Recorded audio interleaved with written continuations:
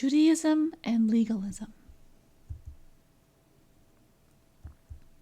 Sanctity, or the state or quality of being holy or sacred, is translated into an extensive halakha and ritual system in Judaism, which governs every aspect of Jewish life through both positive and negative mitzvah. For Jews, mitzvah is a particular instance of halakhic legal obligation. In comparison, for Christians, mitzvah refers to the overall content of God's teachings and commandments. In Judaism, the oral law, including the Mishnah, articulates the scope of the mitzvot along with the rabbinic laws and enactments designed to expand and fortify them. Simon states that the Bible presents them within a series of grand theological and national narratives, while the Mishnah analyzes the mitzvot in terms of their legal parameters. For Yinger, one does not want to be coined a legalist, as this implies a reliance on human obedience to the law rather than faith in the gospel.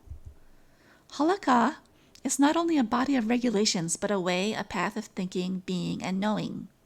However, Yinger asserts that this system promotes form over substance, a common Christian critique of Judaism.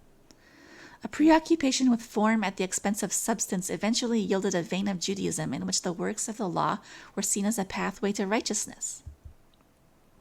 This legalization of holiness would lead Jews to righteousness and redemption.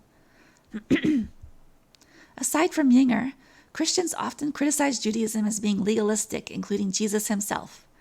Jesus claims the Pharisees' exclusive focus on the precise details of religious practice led them to mistake the legal trees for the spiritual forest. Legalism refers to strict adherence to law or prescription, especially to the letter rather than the spirit.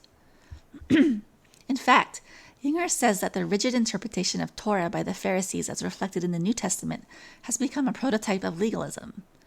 First-century Judaism is accused of legalistic overemphasis on 613 commandments, for example, seeking to apply the letter of the law as broadly and specifically as possible.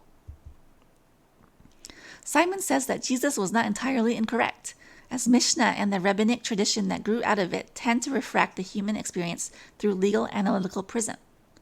However, Simon also states that Judaism is spiritual. In both the Talmud and in later sources, they speak not only in the language of law, but also in the more evocative language of Agadah, rabbinic narratives and storytelling, and function not only as lawyers, but as inspirational preachers, social critics, moralizers, spiritual counselors, storytellers, and scriptural exegetes. Christians refer to Jews as missing the big spiritual picture with an overly legalistic regulatory system, while contemporary Christians refer to their religious imperatives as stemming from moral theology, church doctrine, religious teachings, vocations, or the Christian calling. For halakhic Jews, by contrast, religious commitments reside in a distinctly legal framework. However, Christians and Jews may be achieving similar end results of sacredness through salvation for Christians and redemption for Jews through different means. One will not see this Christian criticism of Judaism from Islamic scholars, as Islam also tends to be legalistic, codifying all aspects of the life of the Muslim in the Sharia. Simon describes halakha as operating within two opposing poles. At one pole, halakha functions as a system of rules designed to govern human behavior. At the other pole, halakha functions as Torah, as an object of Torah study and even as literature. The Talmudic sages held the laws of the Bible cannot be practiced until they are translated into more particular and detailed categories.